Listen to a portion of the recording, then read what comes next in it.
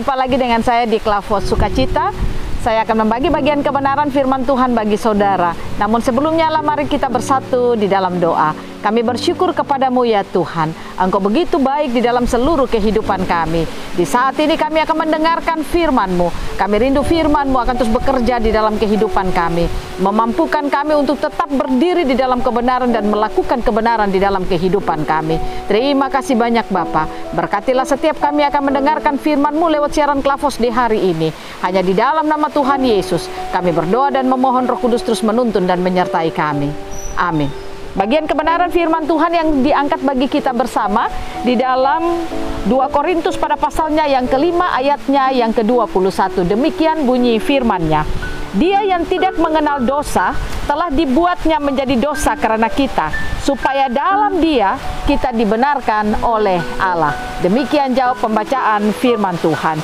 Saudara yang dikasihi di dalam Tuhan kita Yesus Kristus, kita bersyukur kepada Tuhan yang begitu baik bagi kita, di mana Ia boleh memberikan anaknya Yesus Kristus bagi kita, yang diberikannya untuk menanggung segala dosa dan kesalahan kita, segala sesuatu yang harus kita tanggung, segala sesuatu yang harus kita derita karena dosa manusia, tetapi semuanya telah dikerjakan Yesus bagi kita, telah diselesaikan Yesus bagi kita di kayu salib. Sebenarnya saudara dan saya lah yang harus ada di kayu salib.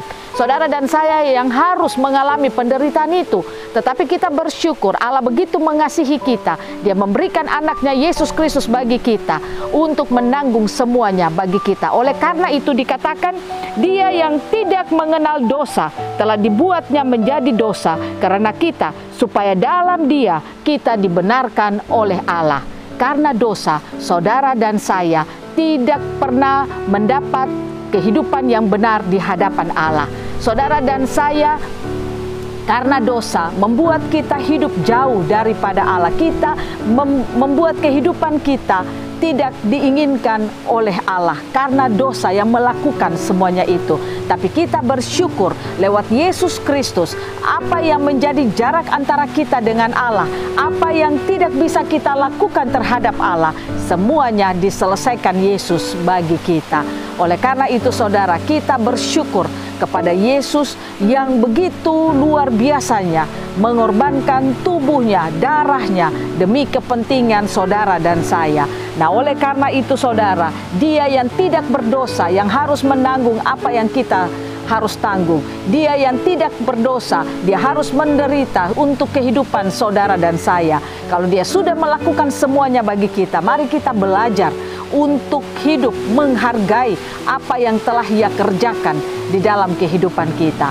Saudara dan saya harus belajar untuk kita tidak menyia-nyiakan akan pengorbanan Yesus yang boleh dilakukan bagi saudara dan saya. Karena Dialah kita boleh dibenarkan di hadapan Allah. Yang tadinya kita tidak bisa menghampiri Allah, sekarang saudara dan saya dapat menghampiri Allah. Yang tadinya kita harus menghampiri Allah dengan membawa korban, sekarang kita tidak lagi membawa korban. Yesus sudah menjadi korban bagi kehidupan saudara dan saya.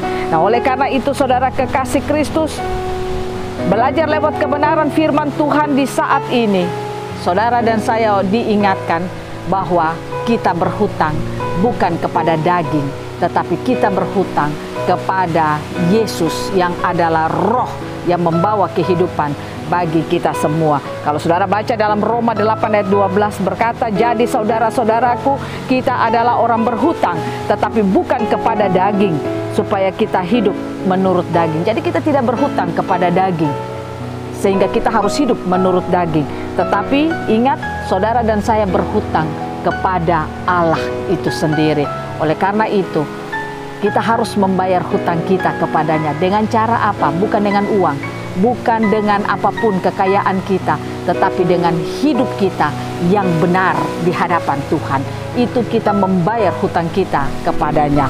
Nah, kalau gitu bagaimanakah caranya kita hidup dapat menghargai kematian Kristus dalam kehidupan kita? Yang pertama yang harus saudara lakukan adalah saudara harus hidup sesuai dengan apa yang diinginkan oleh Bapa.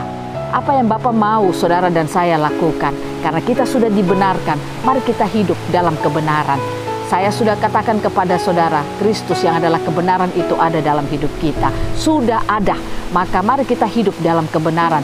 Kita harus melakukan kebenaran dalam kehidupan kita, di pekerjaanmu, di rumah tanggamu, di bisnismu, di tengah-tengah pelayananmu, di mana saja engkau dipercayakan, engkau harus berdiri di dalam kebenaran. Yang kedua, kita harus hidup hanya menjalankan kehendak Bapa di dalam hidup kita. Kalau tadi dikatakan Kristus telah berkorban bagi kita, untuk menghargai karya Kristus itu, saudara dan saya belajar untuk hidup di dalam kehendak Tuhan. Apa yang menjadi keinginan Tuhan, itulah yang harus kita lakukan dan jalani di dalam perjalanan kehidupan kita. Kita tidak bisa hidup menjalankan keinginan kita, tapi kita hidup menjalankan keinginan daripada Tuhan itu sendiri. Yang ketiga, kita harus menjaga hidup kita untuk tidak lagi hidup di dalam kedagingan. Tadi kan dikatakan dalam Roma 8, kita tidak perlu hidup dalam kedagingan karena kita tidak berhutang kepada daging, tetapi kita berhutang kepada Bapa itu sendiri. Mari kita hidup, mari kita belajar hidup untuk hidup benar di hadapan Tuhan. Jangan saudara mau hidup lagi di dalam kedagingan. Apa itu hal-hal kedagingan? Saudara dapat lihat itu dalam Galatia 5 ayat 19 sampai yang ke-21. Hal-hal daging akan membawa petaka bagi kita. Hal-hal daging adalah maut bagi kita. Jangan hidup di dalam kedagingan. Oleh karena itu, ketika saudara hidup di dalam kedagingan, belajarlah minta ampun kepada Tuhan. Sebagai tanda engkau menghargai kematian Kristus di kayu salib bagi kita semua.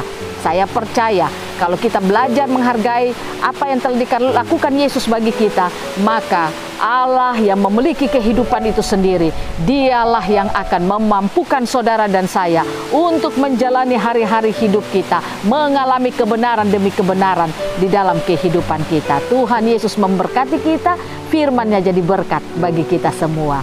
Amin. Mari kita berdoa. Syukur kepadamu ya Tuhan. Ajari kami untuk kami terus menghargai kematian Kristus di kayu salib bagi kami. Kristus yang tidak berdosa tetapi harus mati karena dosa kami. Oleh karena itu ya Bapa, tolonglah kami, mampukan kami untuk kami dapat hidup melakukan apa kata firman-Mu di dalam kehidupan kami setiap hari. Sehingga hari-hari hidup kami akan dapat menyenangkan hati Tuhan dan hidup sesuai dengan keinginan daripada Tuhan sendiri. Terima kasih ya Tuhan.